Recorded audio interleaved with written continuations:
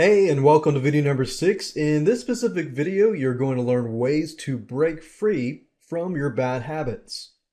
The first thing is to use what we call a trigger. A trigger or triggers are rituals that you perform and do before a habit happens. So the trigger comes before a habit. Let me give you an example. Before you sleep, you tend to take a shower, or before you sleep, you tend to brush your teeth, or your alarm clock rings so that you can wake up. So, if you wanted to stop being addicted to Facebook or YouTube, you could smack yourself in the face if you have the urge. No, just kidding. Actually, perhaps you could snap your fingers when you want to do it. A trigger basically helps condition yourself to be consistent. So if you can create some sort of trigger or figure out what kind of trigger it is before you have a habit, then you can create another trigger to break that habit. Another thing that you want to probably do is to write it down on a whiteboard or something that you see every day. Now, your brain is not going to remind you of your commitments, but a whiteboard or reminders can and will. For example, you can write them on a whiteboard so that you can see them every time you wake up.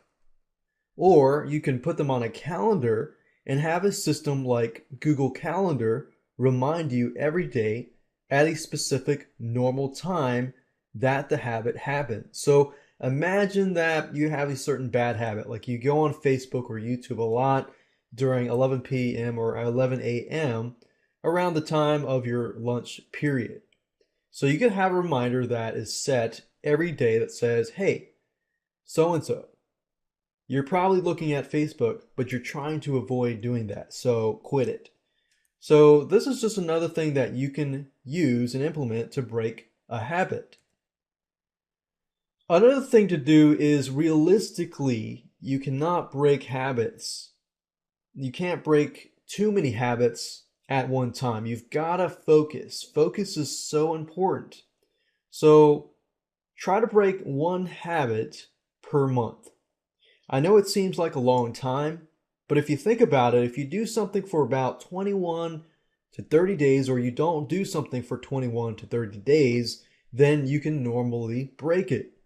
Unless, of course, you do it within those days. So you definitely want to make sure that you don't do that habit for 21 to 30 days. If you do that habit again, you might have to reset it. Try to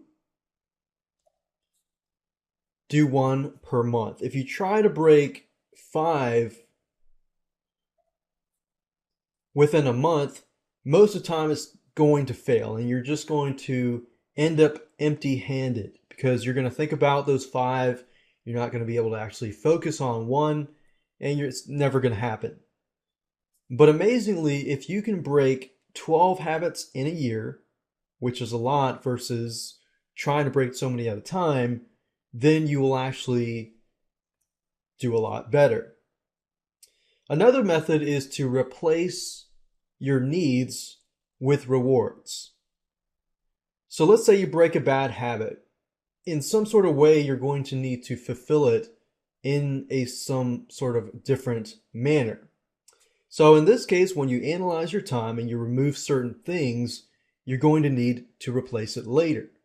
Now, if you replace it with rewards, it's going to be fun, it's going to be competitive against yourself, and it's going to be a game. It's something that you're going to look forward to doing.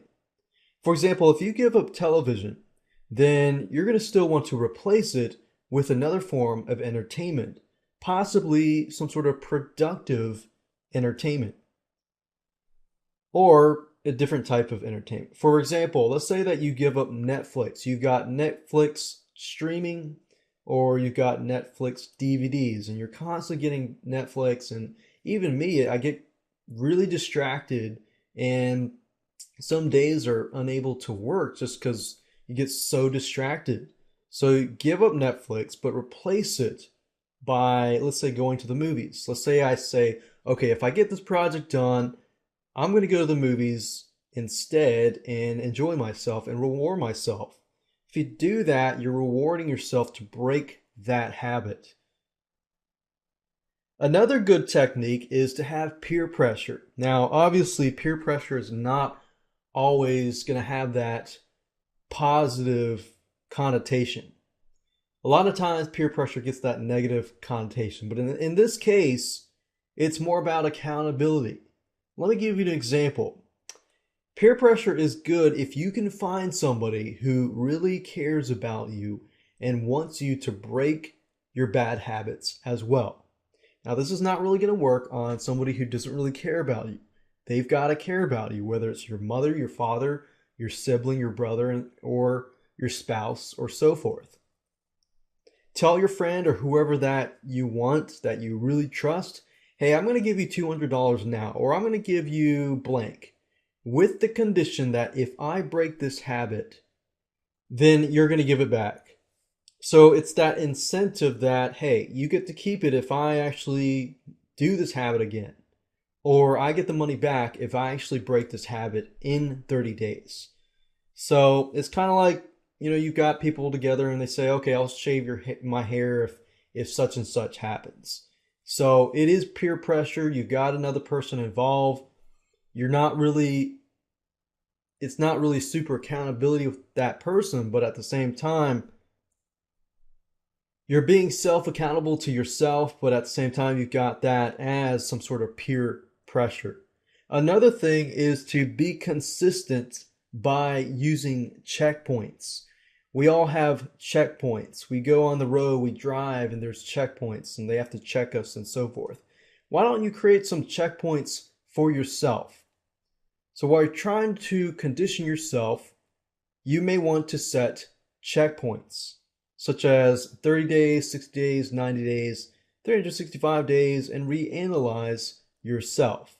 See, usually at the beginning, you're going to find that it's going to be very, very easy to actually break these habits. But when that 90-day happens, a lot of times people go back into the habit and it's going to be rough. So you want to set checkpoints for yourself to make sure that you're on schedule.